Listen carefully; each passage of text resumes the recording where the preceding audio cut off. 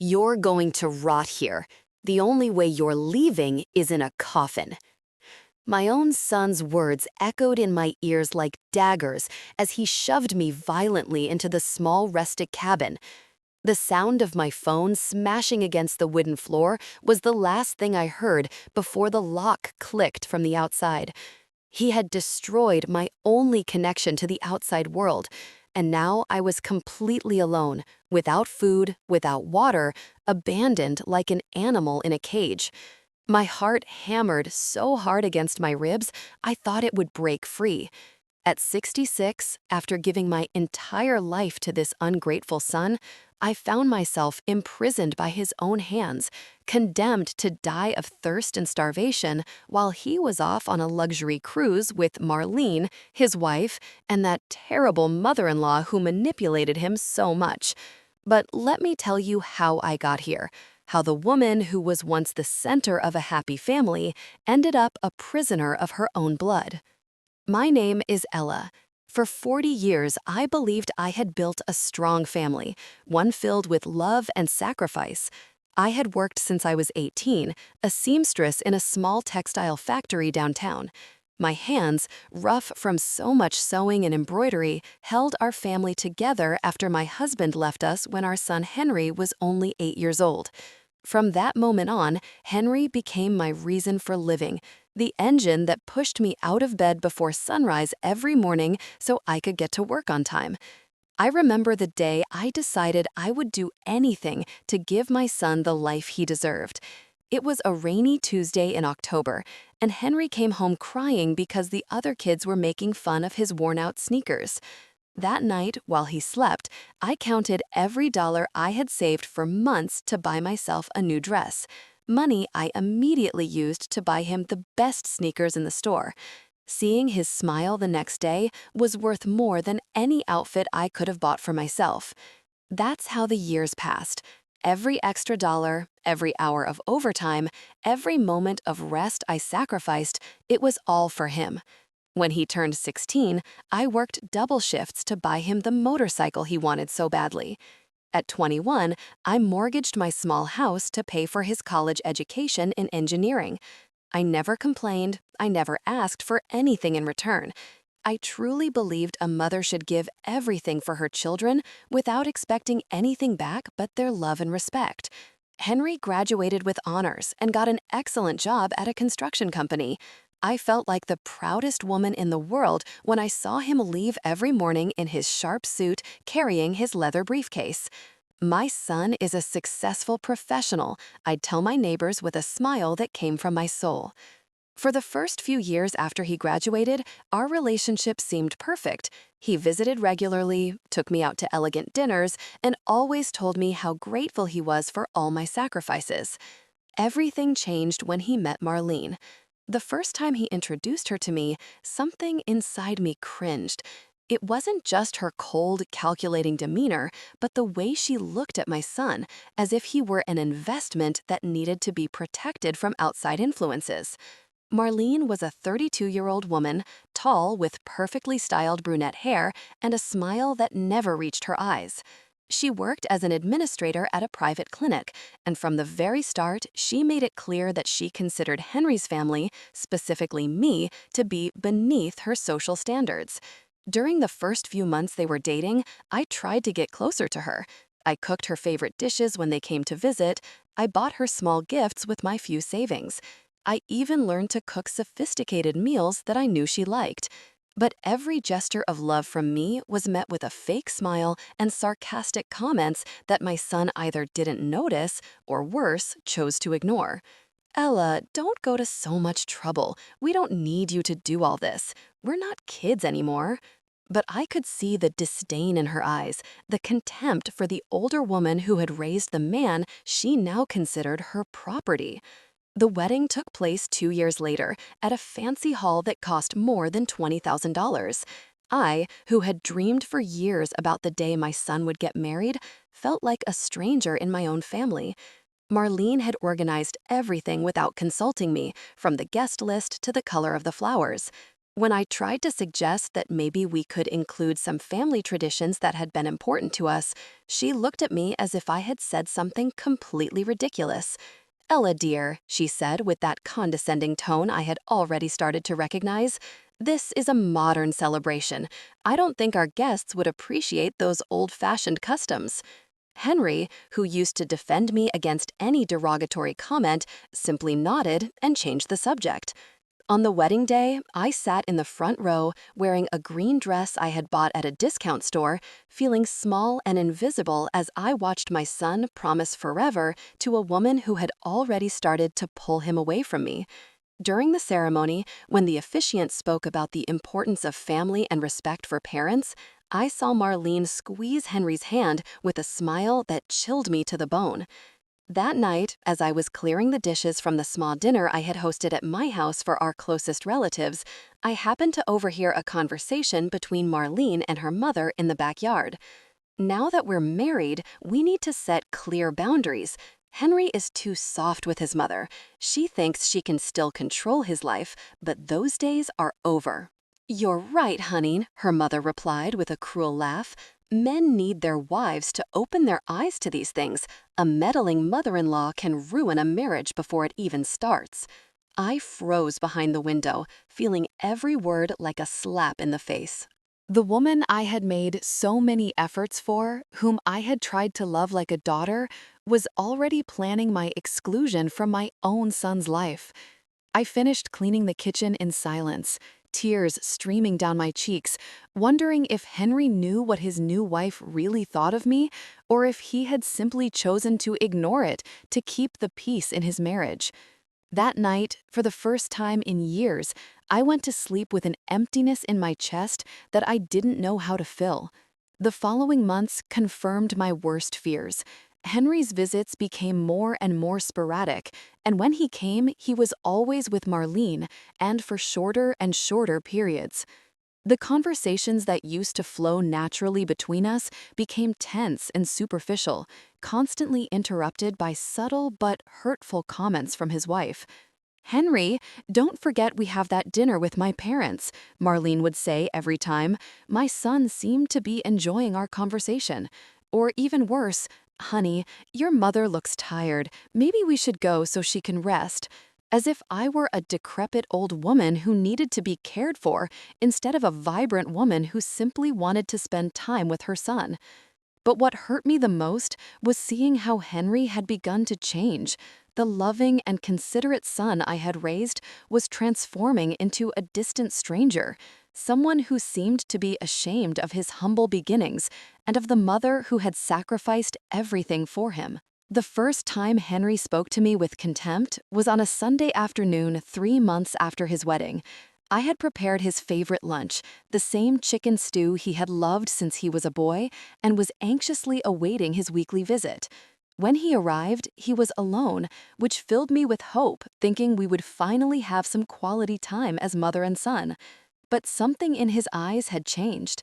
He was no longer the affectionate young man who hugged me when he arrived, but a stranger who greeted me with a cold kiss on the cheek and sat at the table as if he were fulfilling an annoying obligation. Mom, we need to talk, he said as I served the steaming stew onto his favorite plate, the same ceramic dish decorated with red flowers that I had bought to celebrate his 16th birthday.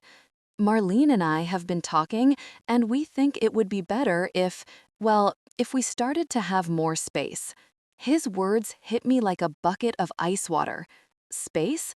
What does that mean, my son? I asked, feeling my voice tremble despite my efforts to keep it steady. It means that constant visits are affecting our marriage, he replied, without even looking me in the eye, focused on stirring the stew as if it were the most important task in the world. Marlene feels we don't have enough intimacy as a couple because I'm always coming over here. I sat across from him, feeling my legs shake. Henry, you only come once a week. How can that affect your marriage? I just want to see you and spend time with you. You're the only thing I have. Exactly. That's the problem, he exploded, setting his spoon down on the table with a loud clatter that made the salt shaker jump. I'm the only thing you have. Don't you realize how suffocating that is? I'm 30 years old, Mom. I can't keep being responsible for your happiness. His words were like daggers piercing my heart. The son I had worked for day and night, the one I had given up any chance of rebuilding my life for after his father abandoned us, was now telling me I was a burden on his existence. I never asked you to be responsible for my happiness, I replied, my voice breaking. I just asked you to love me, as I have loved you. Is that too much to ask? Love shouldn't be a prison, he countered, repeating words that clearly weren't his own, but Marlene's. You need to understand that I now have a new family, new priorities. I can't keep living to please you. That afternoon, Henry left without finishing the lunch I had prepared with so much love. I stayed alone in my small kitchen, watching the full plate of food grow cold, feeling as if something inside me had broken forever.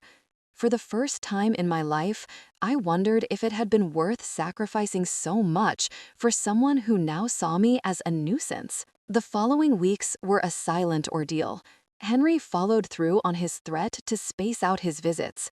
What had once been a sacred appointment every Sunday became sporadic appearances every 2 or 3 weeks, always accompanied by Marlene and always in a hurry to leave.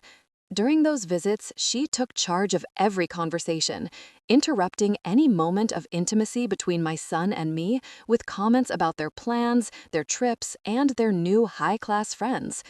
Henry and I are thinking of buying a bigger house, Marlene announced during one of those visits while drinking the coffee I had specially brewed with imported beans that had cost me $30.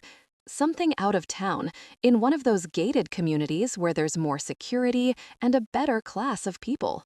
The way she said better class of people while looking directly at me made it clear that I didn't fit into that category. Henry, who would have once defended his mother from any implicit insult, simply nodded and continued eating the chocolate cake I had baked with him in mind.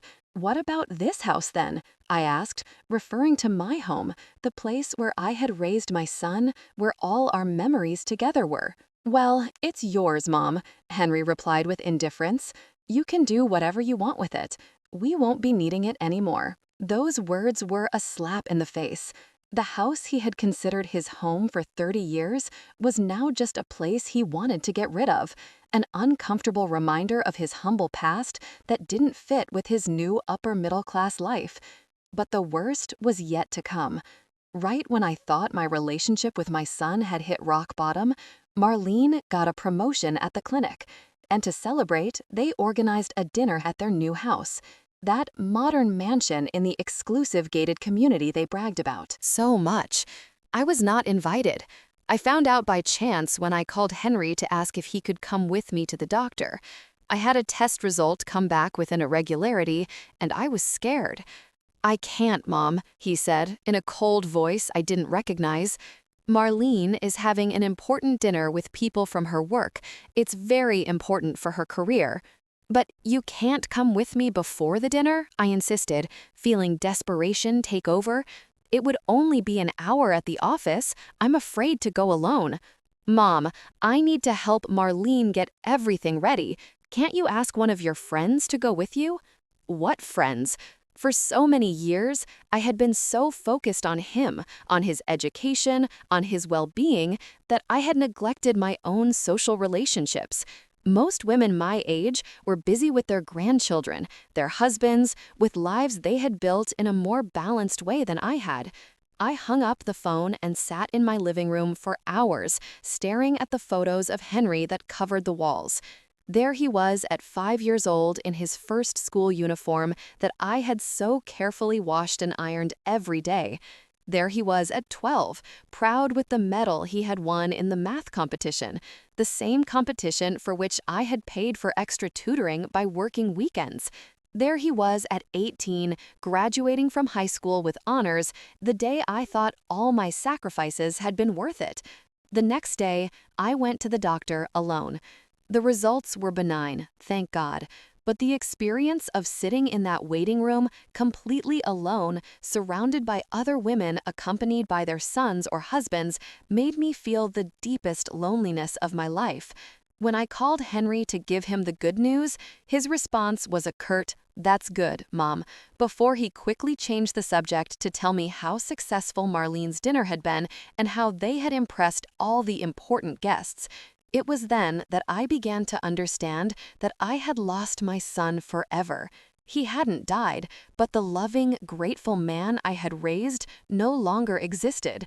In his place was an ambitious stranger who was ashamed of his roots and who had chosen a woman who systematically pushed him away from the mother who had given everything for him. The months passed and the visits became even more infrequent. Henry only showed up when he needed something. For me to hold on to an important document for him, to prepare a specific dish to impress Marlene's bosses, or to borrow money for some unexpected expense that their new lifestyle demanded. "Mom, could you lend me $5,000? He asked me during one of his rare visits. "It's for the down payment on a new car. Marlene's broke down and she needs something a bit more elegant for her job." $5,000 represented almost all of my savings, the money I had saved dollar by dollar for years in case I ever needed a medical emergency or a major house repair. But as always, I couldn't deny my son anything. "Of course, my son," I replied, feeling my heart shrink. "When do you need it?" "Tomorrow would be perfect," he said, with a smile that for a moment reminded me of the sweet boy he used to be. "I promise I'll pay you back in 3 months." That promise was never kept. Every time I mentioned the loan, Henry had a new excuse. Unexpected expenses from the new house, a work trip that Marlene needed to take, or car repairs that had ended up costing more than they expected. "Mom, could you lend me $5,000? He asked me during one of his rare visits. "It's for the down payment on a new car. Marlene's broke down and she needs something a bit more elegant for her job." $5,000 represented almost all of my savings, the money I had saved dollar by dollar for years in case I ever needed a medical emergency or a major house repair. But as always, I couldn't deny my son anything. "Of course, my son," I replied, feeling my heart shrink. "When do you need it?" "Tomorrow would be perfect," he said, with a smile that for a moment reminded me of the sweet boy he used to be. "I promise I'll pay you back in 3 months." That promise was never kept. Every time I mentioned the loan, Henry had a new excuse. Unexpected expenses from the new house, a work trip that Marlene needed to take, or car repairs that had ended up costing more than they expected. The day I hit rock bottom was on a gray Tuesday in November. Exactly 8 months after the loan he never paid back. I had been fighting a terrible flu for a week with a high fever and a cough that tore at my chest. My 66-year-old body no longer responded as it once did. And for the first time in decades, I felt truly vulnerable and scared. I called Henry, hoping he could either come with me to the doctor again or at least spend some time with me to make sure I was okay. His answer chilled me to the bone. "I can't go, Mom. Marlene and I have a really important appointment with the architect to remodel the kitchen. It's taken us months to get an appointment with him. He's the most sought-after architect in the city. Henry, please," I begged, my voice with fever. "I just need someone to be with me for a few hours. I feel so bad and I'm afraid I'll pass out. Can't you call a neighbor or something?" He replied with an irritation that cut through me like a dagger. "Marlene says that independent adults need to know how to take care of themselves without constantly depending on others." Marlene says those 2 words had become the most painful phrase in my vocabulary. Everything my son thought, decided, or felt now passed through the filter of that woman who had managed to turn my loving boy into a cruel stranger. "I'm your mother, Henry," I said, feeling the tears mix with the fever. "Since when am I an other to you?" "Oh, Mom, don't be so dramatic. It's just the flu. Have some tea and rest. You'll feel better soon." He hung up without even saying goodbye. I was left holding the phone for several minutes, feeling something inside me die for good. The son for whom I had sacrificed my youth, my money, my dreams, my chances at love, had reduced me to an inconvenience that interfered with his important appointments. That night, as I lay in bed trembling with fever and feeling more alone than ever, I made a decision that would change everything forever. I couldn't go on being the begging mother, the woman who pleaded for crumbs of attention and affection from a son who clearly despised me. I had to find a way to reclaim my dignity, even if it meant losing my relationship with Henry for good. My recovery from the flu took 2 full weeks. During that entire time, my phone remained silent. Henry never called once to ask how I was feeling, if I needed anything, or if I was even alive. It was my neighbor Anne, a 70-year-old widow who lived in the house next door, who took care of me. She brought me medicine, prepared warm soups, and sat by my side during the most difficult nights. Ella, Anne told me one afternoon while helping me change the sweaty sheets. It's not normal for a son to abandon his sick mother like this. Something is very wrong here.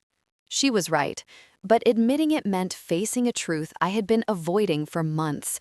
My son had become a heartless person, and I had been an accomplice in that transformation by allowing him to treat me worse and worse without setting any boundaries. When I finally recovered, I decided it was time to act. If Henry wanted to treat me like a stranger, then so be it. I would no longer be the suffocating mother he described. I would no longer be available whenever he needed something. I would no longer be his personal ATM or his emergency cook. The first test came 2 weeks later, when Henry called me as if nothing had happened. "Mom, could you make that lasagna Marlene loves so much? Her parents are coming for dinner and she wants to impress them with some homemade food." For the first time in 30 years, I said no. "I'm sorry, Henry, but I can't. I have other plans." The silence on the other end of the line was so long, I thought the call had been disconnected. "Other plans?" he repeated in a tone of disbelief that would have been comical if it wasn't so pathetic. "What kind of plans could you possibly have?" "My own," I replied with a firmness that surprised even me. "I'm no longer available whenever you need me, especially after you didn't care if I was dead or alive during my illness." "What are you talking about? It was just the flu. A flu that could have killed me, and you didn't even call to see how I was," I countered. "Marlene said it was better to give you space so you could recover and not feel pressured." He lied shamelessly. "Marlene says, Marlene thinks, Marlene believes." I finally exploded. "When are you going to start thinking for yourself, Henry? When are you going to remember that you have a mother who loves you?" "Don't start with your drama," he yelled back. "If you don't want to help me with a simple meal, fine, but don't try to emotionally blackmail me." He hung up violently, leaving me trembling.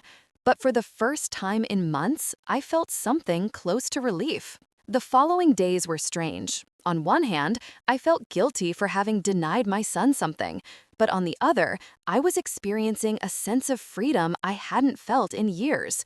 I didn't have to wait by the phone for his sporadic calls.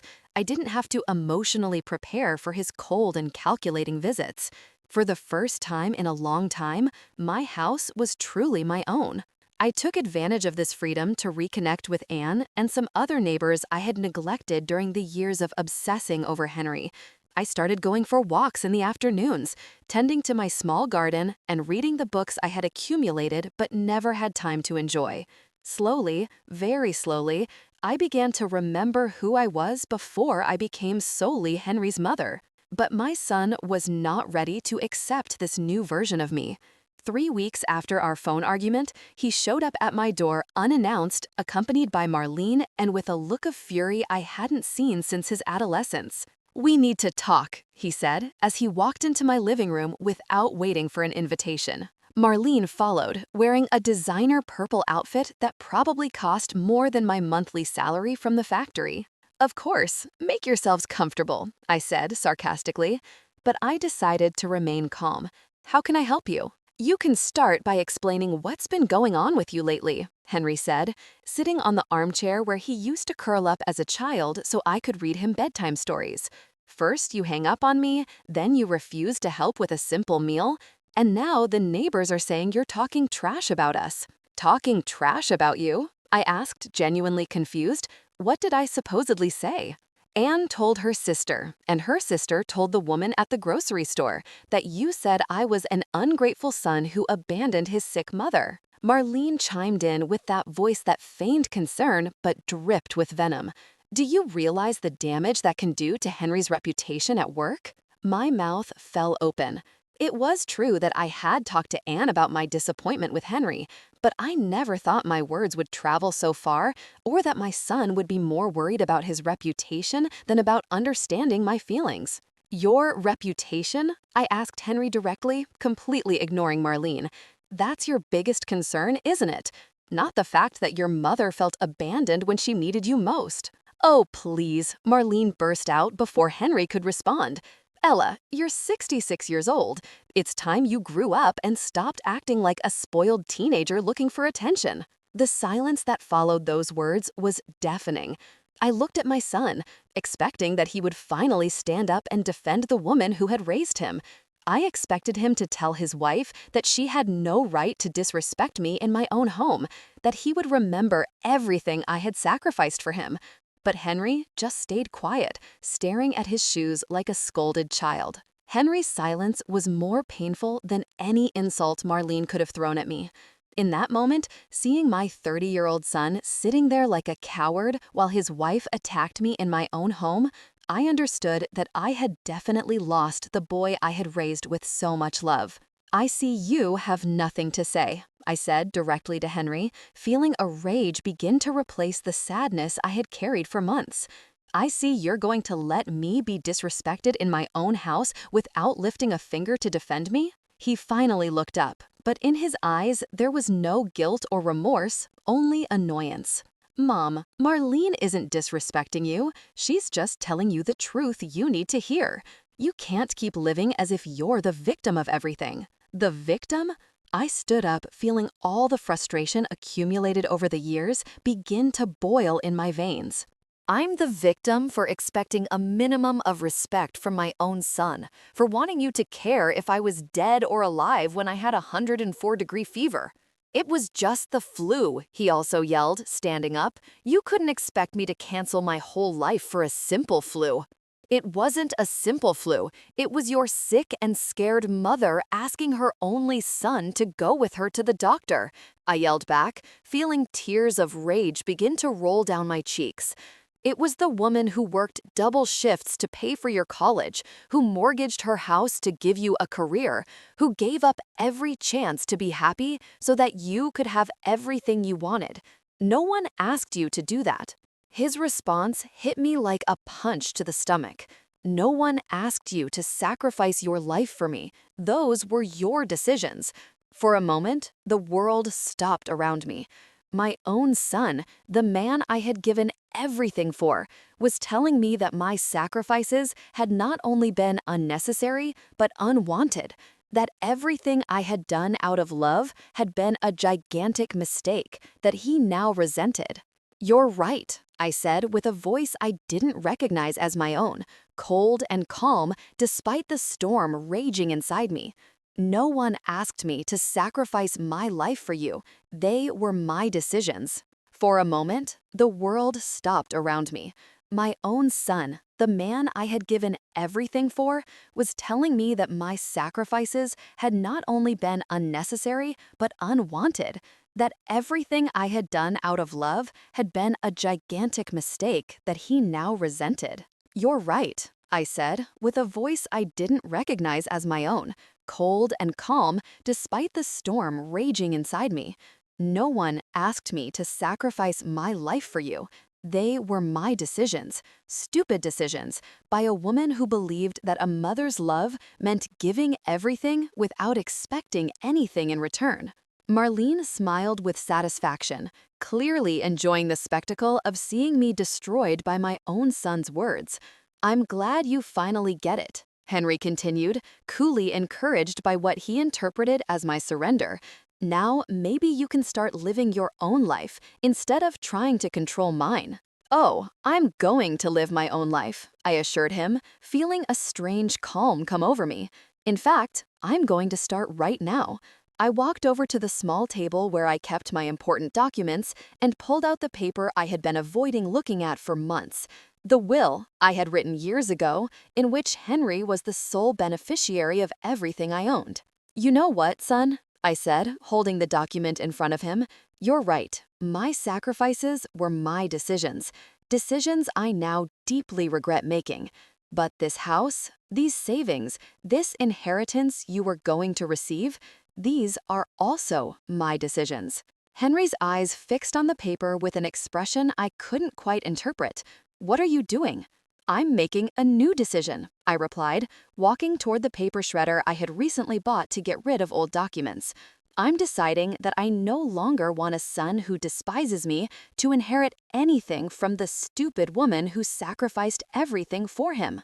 Mom, wait, he yelled, lunging toward me as I slowly fed the will into the machine. But it was too late. The document disintegrated into thin strips that fell into the bin like confetti of my liberation. What did you just do? Marlene asked me, her voice suddenly high-pitched with her true concern. Until that moment, she had just been the cruel wife enjoying the family drama, but now she realized she had just lost a considerable inheritance. I just did what my son asked, I replied with a smile that came from my soul. I just stopped making decisions based on a love that is clearly unrequited. Henry was pale, staring at the remnants of the will as if he couldn't believe what he had just witnessed. Mom, you can't do that. This house, your savings, I'm your only son. Exactly, I said, feeling a strength I didn't know I possessed. You're my only son, and you just told me that all my sacrifices for you were mistakes that no one asked for. So now I'm going to correct those mistakes. Are you insane? Marlene shrieked, completely losing her composure. You can't disinherit your own son just because you had an argument? An argument? I looked at her with a calm that surprised me. Marlene, dear, this isn't an argument. This is the result of months of humiliation, contempt, and abandonment.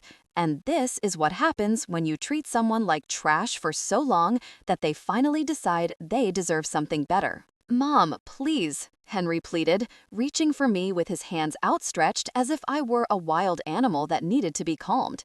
You're acting impulsively. You're angry and not thinking clearly. On the contrary, I replied, stepping away from him. For the first time in years, I'm thinking with perfect clarity. I'm realizing that raising an ungrateful son was my biggest mistake, but it doesn't have to be my permanent one. You can't talk to your mother like that, Marlene yelled at Henry, but no longer from a place of moral superiority, but from the panic of seeing a fortune disappear before her eyes. Tell her something. Fix this. The irony was delicious. The same woman who had spent years poisoning my son against me, who had encouraged his every cruelty, was now demanding that he treat me well because her financial future was at stake. Look how interesting, I said, observing the growing desperation on both their faces. For months, Marlene, you've been telling my son that I was a toxic, controlling mother who needed to learn to be alone. And now that I'm finally following your advice, you realize that maybe it wasn't such a good idea after all. Ella, I never said those things, she lied shamelessly, but her trembling voice betrayed her. Of course you did. And my son, instead of defending himself or his mother, chose to believe every one of your poisonous words. He chose to treat me like a nuisance instead of the woman who gave him life and paid for the education he now uses to earn the money you both love to spend. Henry sank back onto the armchair with his head in his hands. For a moment, for just a moment, I saw a flicker of the vulnerable boy he used to be, and my heart almost broke. Almost. Mom, he said in a small voice, I know I've been difficult lately. I know I might not have been the son you expected, but you can't punish me like this. We're family. Family? I repeated the word as if it were the first time I had ever heard it. Do you know what that word means, Henry? It means being there when the other person needs you. It means mutual respect. It means not allowing anyone, not even your wife, to humiliate the person who gave you life. I, I can change, he mumbled, but his words sounded hollow, even to himself. No, I responded with a firmness that surprised him. I'm no longer interested in whether you can change. I'm no longer interested in being the mother who begs for scraps of affection from a son who clearly despises me. I've decided I deserve better than that. But we're your only family, Marlene shrieked, now playing the emotional blackmail card she had so often criticized me for using. I smiled at her with a sweetness that contrasted brutally with my words. You were my family. Now you are two strangers who came to my house to disrespect me and demand an inheritance you're no longer going to receive. You can't do this, Marlene screamed, completely losing the mask of sophistication she had always worn with me. That house is worth more than $150,000. Your savings are our future. I heard her speak of our future as if my money, the money I had earned sewing for 40 years, was something that belonged to them by divine right.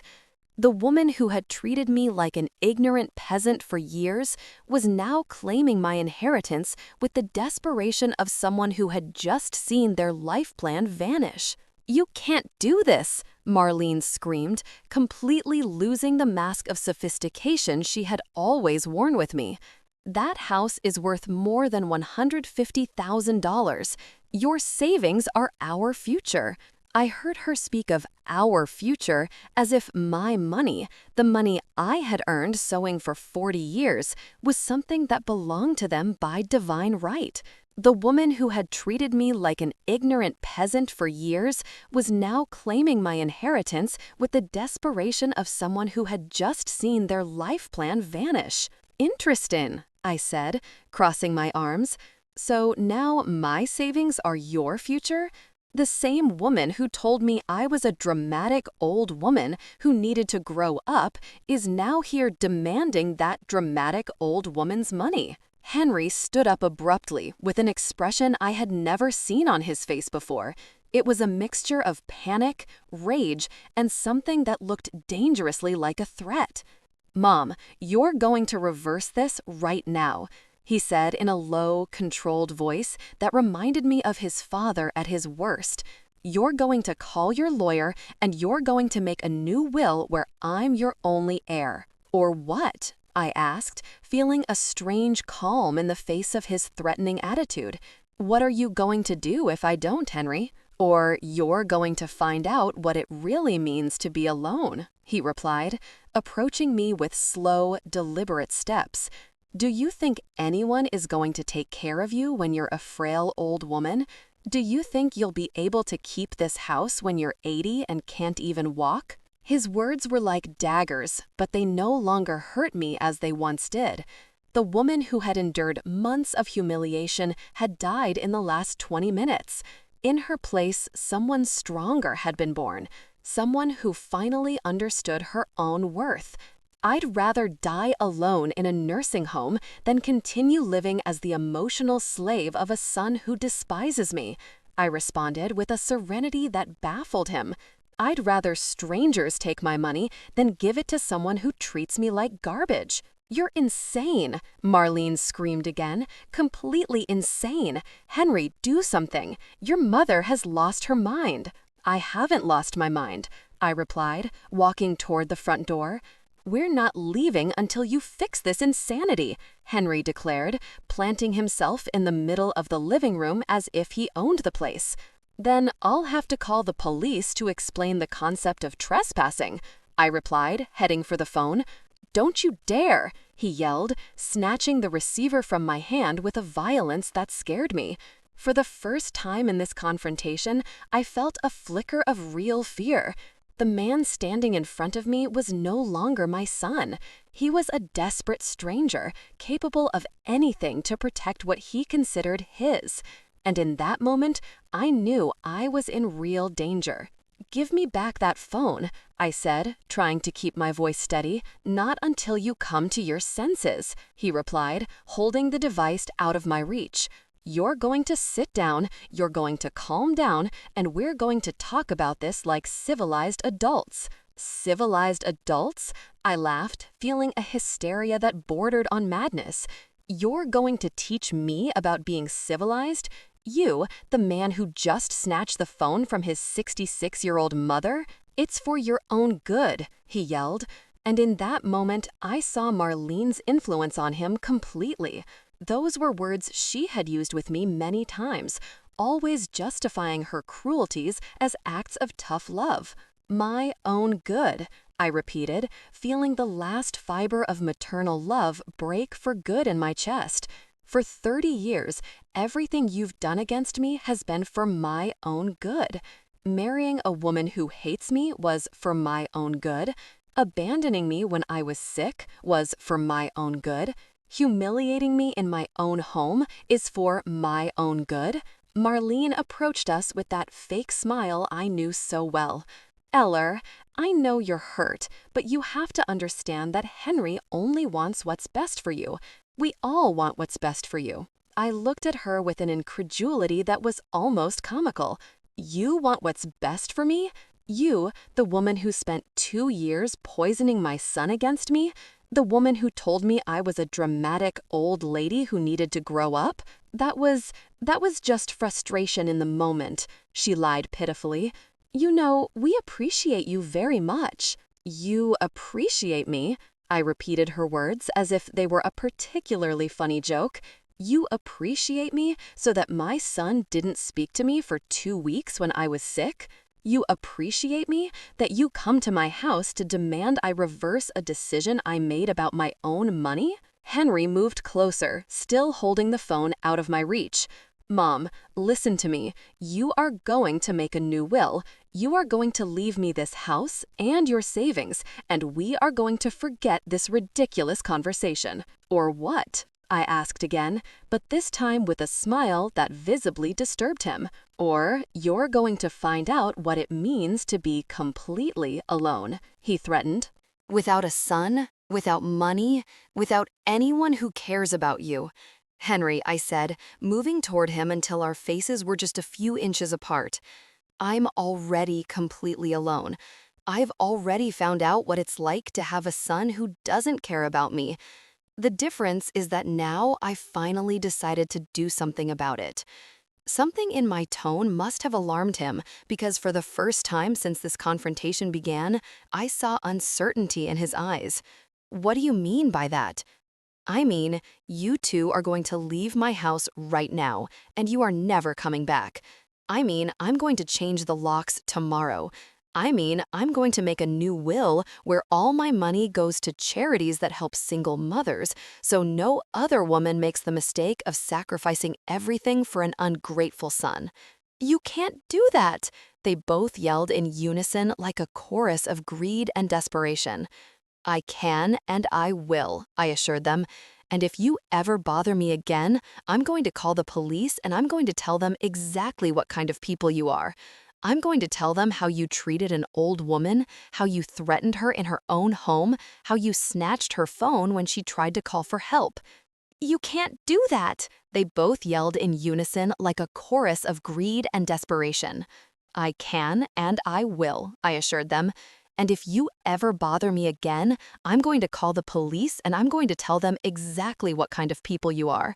I'm going to tell them how you treated an old woman, how you threatened her in her own home, how you snatched her phone when she tried to call for help."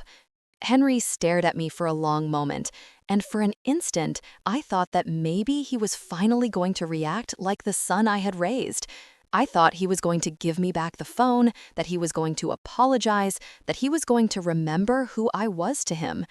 Instead, he threw the phone against the wall with such force that it shattered, filling my living room with broken plastic and crushed wires. "There's your phone," he said, with a cruel smile that chilled my blood. "Let's see how you call the police now." The silence that followed was absolute. The three of us stood staring at the remnants of the phone scattered on the floor as if it were a perfect metaphor for what was left of our family relationship. "Henry," I said, in a voice that sounded strangely calm, even to myself, "you just crossed a line that you can't come back from." "Is that so?" he challenged, puffing out his chest like a street bully. "And what are you going to do about it, Mom? You don't have a phone anymore. You don't have anyone to help you. You're completely at our mercy." Marlene smiled with satisfaction, clearly enjoying the spectacle of seeing me finally subdued and humiliated as she had planned for so long. What neither of them knew was that they had just made the biggest mistake of their lives. I kept staring at the phone fragments for several seconds, feeling something fundamental change inside me. It was no longer fear I felt, or sadness, or even rage. It was something much more dangerous, an absolute calm, the serenity of someone who has finally seen the true nature of the people in front of them. "You know what, Henry?" I said, bending down to pick up one of the largest pieces of the destroyed phone. "You're right. I don't have a phone anymore. I don't have anyone to help me. I am completely at your mercy." His smile widened, interpreting my words as surrender. "I'm glad you finally understand the situation." "Oh, I understand it perfectly," I continued, holding the broken plastic fragment as if it were a precious relic. "I understand that my own son just destroyed my only way of communicating with the outside world. I understand that he is threatening me in my own home. I understand that his wife is here enjoying every second of my humiliation." Marlene came closer with that expression of triumph she had so long waited to show me. "Now, maybe you can be reasonable, Ella. Making that new will is the only intelligent thing you can do in this situation." "You're right," I replied, dropping the piece of phone. "That's exactly what I'm going to do." They exchanged a look of absolute satisfaction, believing they had finally broken me. They had no idea that what had just broken wasn't my will, but the last chains that tied me to them out of love. "Perfect," Henry said, relaxing his shoulders. "I knew you would come to your senses. We'll go to the lawyer tomorrow morning and get all this settled." "Tomorrow," I repeated, nodding slowly. "Of course, tomorrow. And in the meantime," Marlene added with that poisonous smile, "you should reflect on how you've been behaving lately. A little humility would do you good." "Humility?" I murmured. "Yes, I definitely need more humility." Henry headed for the door, clearly satisfied with the outcome of his intimidation. "We're leaving now, but we'll come for you first thing in the morning, and you'd better be ready to cooperate." "Of course," I assured them, following them to the exit. "I'll be completely ready." Marlene stops at the threshold and looked at me with the condescension she had perfected. "Ella, I know this has been hard for you, but one day you'll thank us for opening your eyes. Sometimes tough love is the only thing that works."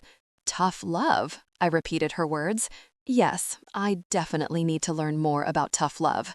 They left without saying goodbye, leaving me alone in my house with the remains of my phone and something much more important: absolute clarity about who the people who had just walked out my door really were. I waited until I heard the sound of their car driving away before I moved. Then, with a calm that surprised me, I went to my bedroom and pulled out the cell phone I had secretly bought 3 months earlier from under the mattress. After realizing I needed a way to communicate that Henry didn't know about, I dialed Anne's number. "Anne, it's Ella. Could you come over? I need you help with something urgent." 20 minutes later, Anne was sitting in my living room staring at the remnants of the phone with an expression of absolute horror. "Ella, this is very serious. Your own son threatened you and destroyed your phone. We have to call the police." "No," I said, serving her a cup of tea with perfectly steady hands. "Not yet. This is domestic violence. It's intimidation." "You can't let them treat you like this." "I won't let them," I assured her, "but I'm going to handle it my way." Anne studied me with those wise eyes of hers, trying to understand what I was thinking. "What do you have in mind?" "They think they've broken me," I explained, feeling a strange smile form on my lips. They think tomorrow I'm going to go like an obedient sheep and make a new will where I leave them all my money. And you're not going to? Oh, yes, I am, I said, and my smile widened. But it won't be the will they expect. I explained my plan to Anne, who at first tried to dissuade me, insisting that it was too risky. But when I told her all the details of how they had treated me over the past few months, when she saw the remains of the phone and truly understood what had happened that afternoon, her expression completely changed. "Are you sure you want to do this?" she finally asked me. "I've never been more sure of anything," I replied. "For 30 years, I've allowed myself to be treated badly out of fear of losing my son's love. But today, I realized that love was lost a long time ago. What's left isn't love, it's habit, convenience, and greed." Anne nodded slowly. "What do you need me to do?" "I need you to be my witness," I said. "I need you to see exactly how they behave toward me so that when all this is over, you can testify about what really happened." That night, I couldn't sleep. But it wasn't because of fear or anxiety. It was because of the strange sense of freedom I was experiencing. For the first time in decades, I was going to take total control of my life. I was going to prove to Henry and Marlene that they had completely underestimated the woman they thought they had domesticated. At 6 in the morning, I called the lawyer who had drawn up my original will. I explained that I needed to make some urgent changes and asked him to come to my house that same morning before Henry and Marlene arrived. "Are you sure about these changes, Miss Ella?" the lawyer asked me after reviewing the new instructions I had given him. "They're quite drastic." "Completely sure," I confirmed, signing each page with a determination I hadn't felt in years. "And I want it to be absolutely clear that I am making these decisions in full use of my mental faculties without any coercion." "Understood. The documents will be filed immediately at 10 in the morning." Just as they had promised, I heard Henry's car pull up in front of my house. Anne was hiding in the kitchen from where she could hear everything happening in the living room. My cell phone was recording, hidden among the couch cushions. I opened the door before they could knock with a perfectly acted expression of resignation. "Good morning," I said in a submissive voice. "I was expecting you." Henry walked in with the arrogance of a conqueror he had shown the night before. "Perfect, I see. A night of reflection did you good." "Yes," I murmured, keeping my gaze low. "I understood everything perfectly." Marlene studied me suspiciously, as if she sensed that something wasn't quite right, but the performance of a defeated woman I was putting on seemed to convince her. "Did you call the lawyer?" Henry asked me. "He already came," I informed them. "The new will is already done." They exchanged a look of absolute triumph. They had won, or so they thought. "Excellent," Marlene said, sitting on my sofa as if she owned the house. "And what exactly does it say?" I showed them a copy of the document, watching their eyes light up as they read the first lines. What they didn't know was that what they held in their hands was a fake copy, prepared specifically for this moment. "Perfect," Henry murmured, reading about his complete inheritance. "I knew you would come to your senses." "Yes," I said, feeling the adrenaline begin to rush through my veins. "I came to my senses completely." "Now that this is settled," Marlene said, putting the fake copy of the will in her purse like a trophy, "we need to talk about some other practical matters." "What kind of matters?" I asked, perfectly maintaining my act as a submissive, defeated woman. "Well," Henry chimed in, making himself comfortable in the armchair as if he were the new owner of the house. "Now that we know this property will eventually be ours, Marlene and I have been thinking that maybe it would be better if you moved to a place more appropriate for your age." "Appropriate for my age?" I repeated, feeling the rage begin to boil in my veins, but keeping my voice calm. "Yes, Mom, a place where you can receive the care you need. A senior living facility, maybe something with medical staff available 24/7. Marlene nodded with enthusiasm. "We've been looking into some very good options, places where you can socialize with people your own age, where you won't have to worry about maintaining this big house." I see, I murmured, clenching my fists behind my back. And when would I have to make this transition? Well, Henry said, exchanging another knowing look with his wife, we were actually thinking, the sooner the better. This house needs some major renovations if we're going to sell it for its real value. Sell it? I looked at them with feigned confusion. But I thought you wanted it for yourselves. Oh no, Marlene replied with a laugh that made my teeth grind. This house is too old, too small for our needs, but the lot is excellent, very well located. With the right renovations, or even better, by demolishing it and building something modern, we could get almost $400,000.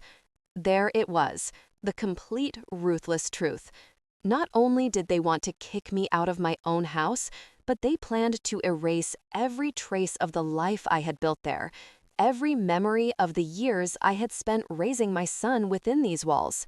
$400,000? I repeated slowly. That's a lot of money. Exactly, Henry confirmed. And with your savings, which, according to the will, amount to $50,000, we'd be talking about over $500,000. It's enough for Marlene and me to buy the house of our dreams in the best neighborhood in the city. The house of your dreams? I murmured, feeling every word like a slap. And where do I fit into these dreams? You're going to be perfectly cared for at the facility, Marlene assured me with the condescension she had so perfected. You'll have everything you need: food, a roof over your head, medical attention. What more could a woman your age ask for? What more could I ask for? Maybe respect? Maybe gratitude? Maybe for the son I sacrificed my whole life for, not to treat me like an old piece of furniture to be gotten rid of? And when would all this be ready? I asked them, still maintaining my act. Actually, Henry said, looking at his wife as if asking for permission to continue, we've already made some calls. There's a very good facility on the outskirts of town that has immediate availability. We could take you tomorrow morning to check it out. Tomorrow? The speed with which they had organized my exile took my breath away. Isn't that a bit rushed? Mom, Henry said, with the forced patience one uses with difficult children, the longer we wait, the harder it will be for you to adapt. It's better to make the change quickly, like ripping off a Band-Aid. Like ripping off a Band-Aid. That was the metaphor my son had chosen to describe the moment he would uproot me from my home, my memories, from everything that had been my world for 4 decades. Besides, Marlene added, we've already contacted some contractors to come and appraise the property. One of them can come next week, but we need the house to be available. Available? I repeated to myself. Exactly, she confirmed with a smile. She didn't try to hide. I stayed silent for several minutes, pretending to process all the information they had given me. In reality, I was savoring every second of this conversation, recording every cruel word, every ruthless plan, every display of the greed and contempt they had been hiding behind their masks of filial concern. You know what? I finally said, getting up from the couch with deliberately slow movements. I think you're right. I think it's time I accept the reality of my situation. They both visibly relaxed, interpreting my words as the total surrender they had been looking for. I'm glad to hear you say that, Henry said, also standing up. I know it's difficult, but in the end, you'll be happier this way. Happier? I nodded. Yes, I'll definitely be happier. So tomorrow we'll go see the facility? Marlene asked, already taking out her phone to make some sort of arrangement. Tomorrow, I confirmed. But first, there's something I need to show you. Something important I found while I was organizing my things for the move. What is it? Henry asked with sudden interest. It's in the basement, I explained, heading for the door that led to the stairs. It's something that belonged to your grandfather, something I thought you might like to have as a family keepsake. Curiosity got the better of any caution they might have had. The two of them followed me into the basement, descending the wooden stairs that creaked under our feet.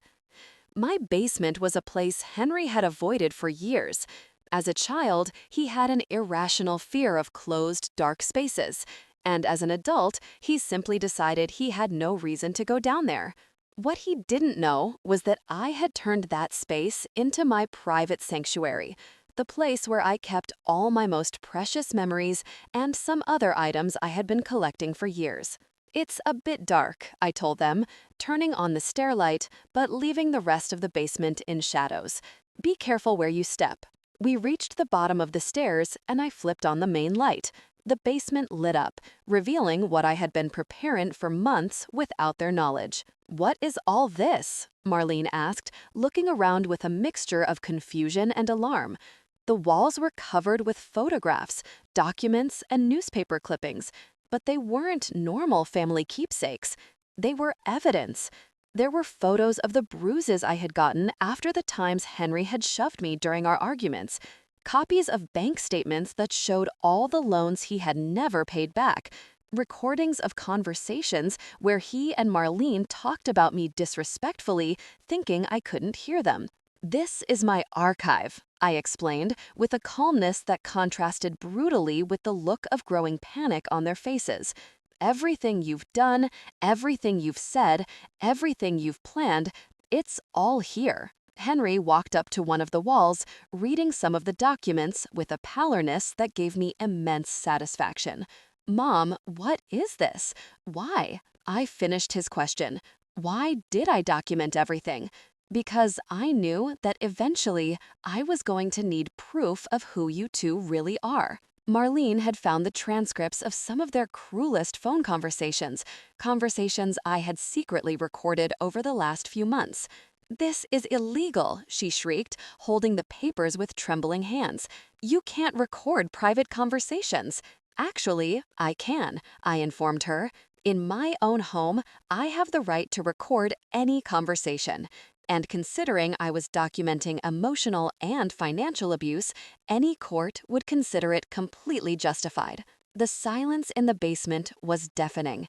Henry and Marlene moved between the walls covered in evidence like zombies, reading transcripts of conversations where they had planned my future without consulting me, seeing photographs that documented every humiliation, every moment of contempt they had made me endure. "This right here," I said, pointing to a particular section of the wall, "is every time you borrowed money from me and never paid me back a single cent." Henry approached the documents, his face getting paler and paler.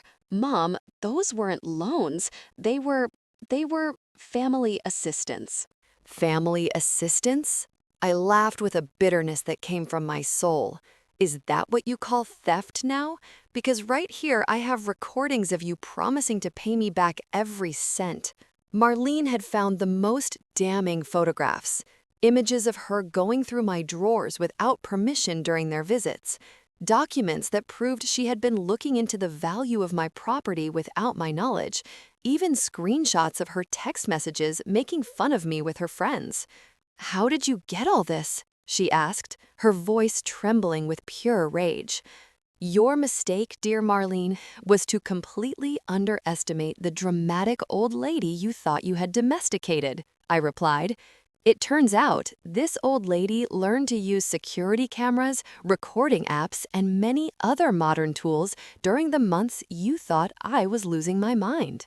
In the center of the basement, there was a table with something neither of them had noticed until that moment, an open laptop with an active video call. "What is that?" Henry asked, walking toward the screen. "Oh, that," I said with a smile that came from my heart, "that's my life insurance. For the last 20 minutes, everything we've said up here and down here has been live streamed to several very important people."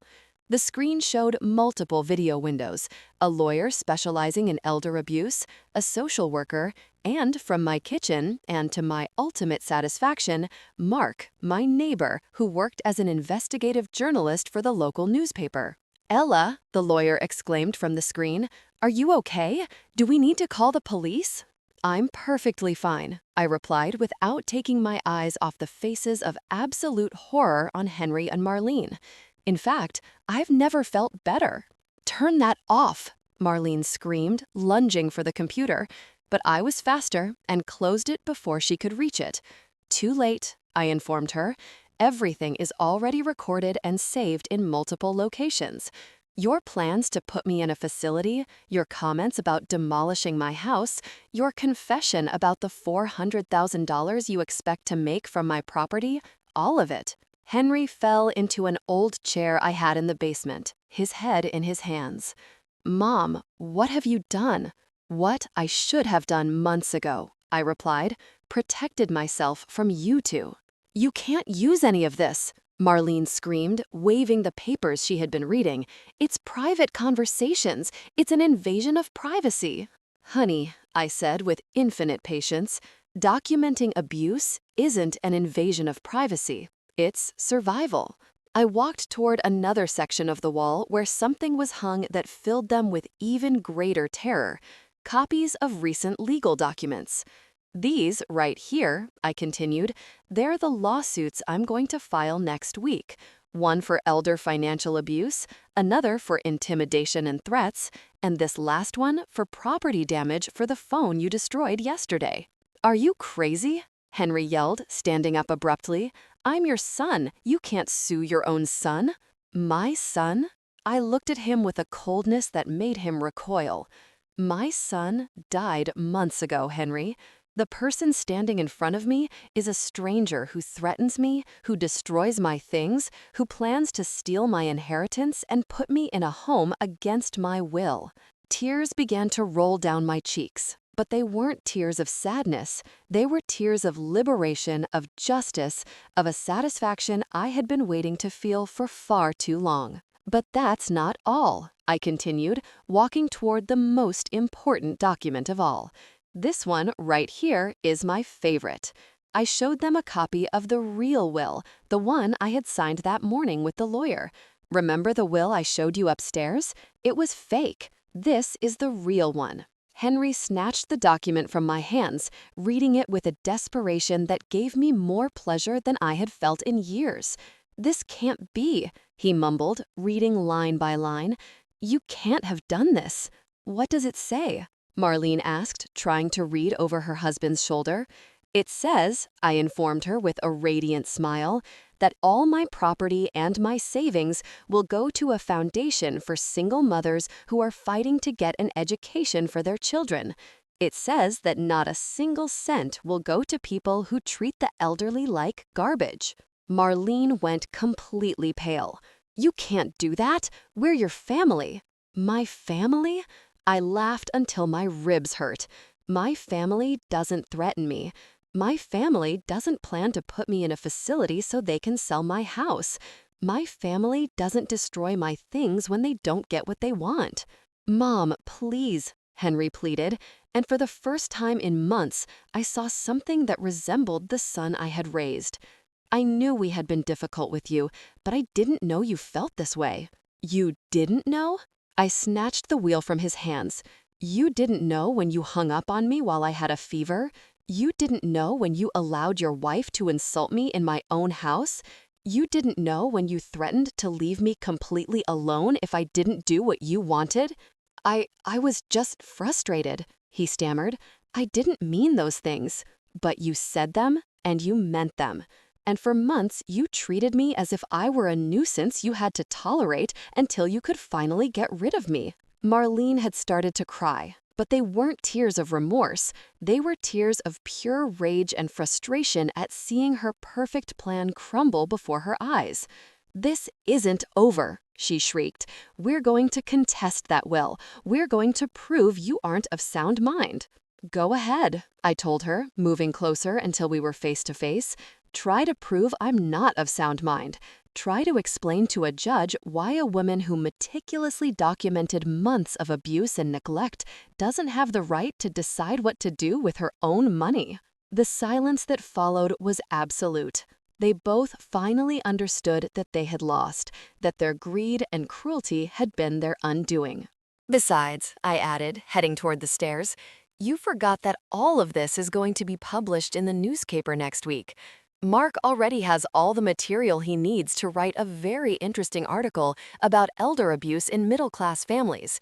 Your names, your photographs, your own words describing your plans for me. You can't do that. Henry yelled, following me toward the stairs. That will ruin my career. You should have thought about that before you threatened your mother, I replied without turning to look at him. We reached the main floor of the house, where Anne was waiting for us with a look of absolute satisfaction on her face. How did it go? She asked, even though the devastated expressions of Henry and Marlene had already given her the answer. Perfectly, I replied. I think our guests are ready to leave now. Henry and Marlene stood in my living room like statues, processing the magnitude of what had just happened to them. All their arrogance had vanished, replaced by a desperation that I might have pitied if I hadn't been savoring every second of their destruction. Mom, Henry said to me in a broken voice I hadn't heard since he was a child, there has to be a way to fix this. We're family. We can find a solution. A solution? I looked at him with a calm that contrasted brutally with his panic. The only solution was for you to treat me like a human being. You had that opportunity for months, and you wasted it every single day. Marlene had started pacing in circles, mumbling to herself about lawyers and legal appeals, completely unable to accept that they had been defeated by the dramatic old lady they had so underestimated. Ella, she finally said, trying to regain some of her former composure, I know we've had our differences, but this is too extreme. You're destroying your own family. I didn't destroy anything, I replied. You destroyed this family the day you decided that my love was a burden and my money was your right. I'm just documenting the destruction you've already caused. Anne came over to me and placed a protective hand on my shoulder. Ella, I think it's time for them to go. The police are on their way to take a formal report about the intimidation and the broken phone. The police? Henry went even paler. Mom, please don't do this. My job, my reputation, everything is going to be ruined. Your reputation? I repeated his words with genuine incredulity. Until the very end, all you care about is your reputation? Not the pain you caused me, not the years I lost loving you unconditionally, just your precious reputation? It's not just that, he yelled, and for a moment I saw a flicker of the violent temper he had shown the day before. It's my whole life, my career, everything I've worked for. Everything you've worked for, I murmured, walking to the window where I could see the flashing lights of a police cruiser approaching down the street. Are you referring to the career I paid for with my savings? The job you got thanks to the education I financed by working double shifts? The sound of the siren grew louder, and both Henry and Marlene instinctively headed for the door like frightened animals, looking for an escape. Don't go yet, I said to them with a smile that must have been terrifying. I want you to stay and meet the officers. I want you to personally explain why you thought threatening a 66-year-old woman was a good idea. The police knocked on the door at exactly 3 in the afternoon. 2 young officers listened to my story with a seriousness that filled me with satisfaction. Anne corroborated everything she had witnessed, and the audio recordings I had made were accepted as preliminary evidence. Miss Elliott, one of the officers said to me after taking all the information, do you want to press formal charges against your son and his daughter-in-law? I looked at Henry, who was sitting on my sofa with his head in his hands, completely defeated. For a second, just 1 second, I felt a flicker of the maternal love that had defined my life for so many years. Then I remembered his words from the day before. No one asked you to sacrifice your life for me. I remembered the cruel smile with which he had destroyed my phone. I remembered the plans they had made to put me in a facility without my consent. Yes, I replied to the officer in a firm voice, I want to press formal charges. The legal process that followed was exactly as devastating as I had expected. The local newspapers covered the story in great detail, especially after Mark published his investigative article titled The Price of Indifference: When Children Become Predators. The company where Henry worked fired him after the scandal reached his supervisors. Marlene lost her position at the clinic when the administrators decided that a person involved in elder abuse was not appropriate for a medical environment. But what gave me the most satisfaction was not their professional ruin, but something much simpler and more personal. One afternoon, 3 months after all the legal drama, Henry showed up at my door. He was alone without Marlene, with a defeated expression that would have broken my heart under other circumstances. "Mom," he said when I opened the door, "can we talk?" I looked at him for a long moment, studying his haggard face, his deep dark circles, the way he had aged years in just a few weeks. "No," I replied simply. "Please," he pleaded, and tears began to roll down his cheeks. "I've lost everything. My job, my reputation, my marriage. Marlene left me last week. I have nothing. Now you know how that feels," I said with an absolute calm. "Now you know what it's like to lose everything because of someone who's supposed to love you." "Mom, I'm sorry. I'm so sorry about everything. I know I was terrible to you. I know you didn't deserve anything we did, but I'm your son. There has to be some way to fix this." For a moment, I felt the familiar temptation to comfort him, to open my arms and forgive everything as I had done so many times before. But then I remembered something I had learned during these months of freedom. Forgiveness without consequences isn't love, it's cowardice. "Henry," I said, keeping the door ajar, "for 30 years, I forgave you for every cruelty, every moment of contempt.